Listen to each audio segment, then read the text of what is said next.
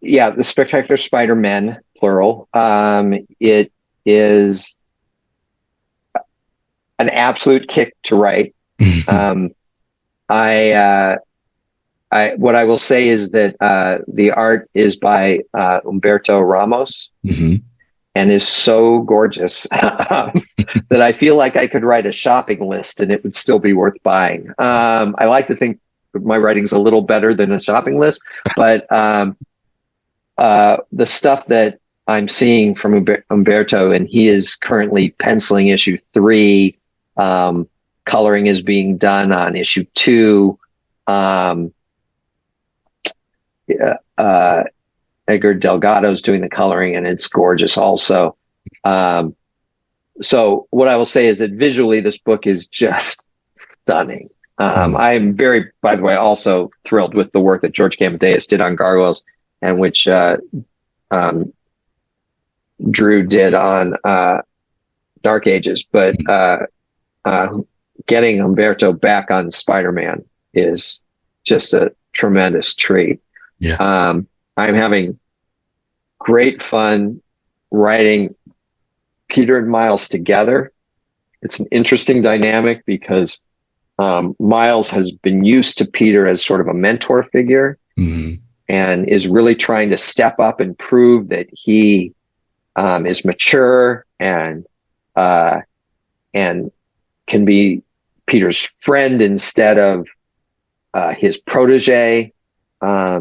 And from Peter's point of view, he already views Miles as his friend. And so Peter is actually enjoying hanging out with a 16-year-old and is letting his own inner 16-year-old sort of hang out. Mm. And so you have this sort of odd role reversal Mhm. where Miles is the one acting responsible and mature, and Peter's the one who's acting like a goofball. And yet it feels very right to me uh, that's become their dynamic as they're evolving out of protege mentor relationship and Mm. into just, hey, we're just good friends now. Yeah. And the basic premise of the book, I don't think this is a much of a spoiler, is that Peter just suggests to Miles, hey, let's get together every Wednesday. Mm. Let's spend an hour. Let's get coffee every Wednesday. And Miles is like, I mean, like, you know, how are we going to get this coffee when we're in our costumes? And Peter's like, no, no, no. This isn't Spider-Man. This isn't a team up. Mm. This is Peter and Miles. These are two friends. We'll pick a coffee shop. We'll go there every Wednesday. And Mm. they pick the Coffee Bean on the campus of Empire State University. That's Peter's alma mater, and it's Mhm. also a school that Miles is interested in applying to. Mm. Um, and so it's like, okay, we'll go to this coffee shop. Peter works really hard to become a regular there. He like wants them to, it's like the coffee shop where everybody knows your name. He wants them to shout his name out when he walks in the door. He wants his order ready, kind of thing. Miles is like, Peter's like giving the order and it's complicated. And so week in, week out, he gives the same order until finally the barista like knows his order by Mhm. heart. Right. Miles is like, I use the app like a normal person. What is wrong with you? You know?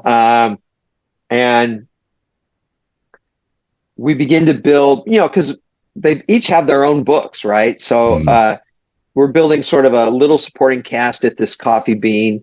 And the idea is that no team ups. We're not going to do any Spider-Man stuff. This is just two friends, civilian clothes, hanging out, having a coffee, right?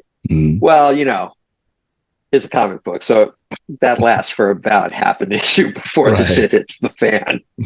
But that's the idea: is that we're just going to be friends, and we're going to wind up with a group of friends in this coffee shop. And so we have the baristas are characters, the other customers are characters, and what goes on among these people, this is what this series is about. And so it's a very, on one level, sort of human. This isn't the big Galactus isn't coming down in this series. Right. This is much more ground level, which isn't to say it doesn't get superhero-y and Mm. science fiction-y and stuff like that. There's all sorts of aspects to it, but I think it's a lot of fun, and I definitely hope people pick it up.